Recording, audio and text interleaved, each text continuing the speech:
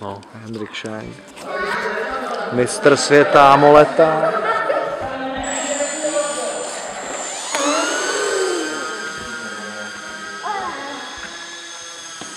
Ale pojď, to letí nějak rychle.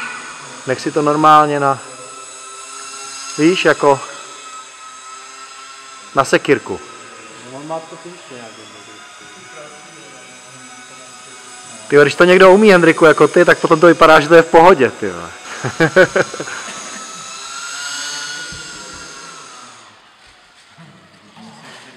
Ty vole, jsi machr.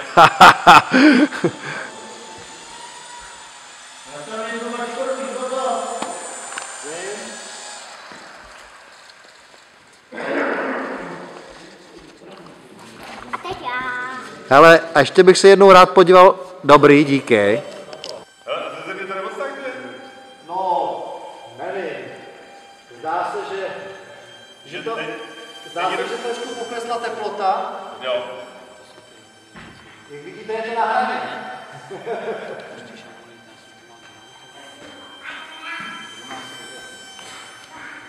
Nejno, přistání.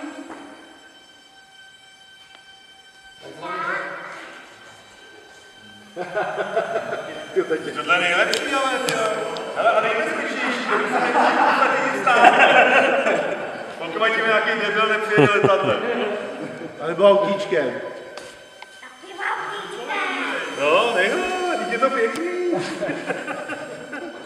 No, a teď mu trochu pomoct. To je jako furt se rozhoduje, jestli odstartuje nebo neodstartuje. To už neodstartuje. No, no. Chtělo by to... On létá s účinkem země. Létá s účinkem země. Tak a je to. Dobrý. Dobrý, kluci, můžete. Akorát. Teď má akorát toho. Tak, teď půjdeš klidně domů. Nádhera. Robert ještě ruší na vodu, ale potom budeme mít reč.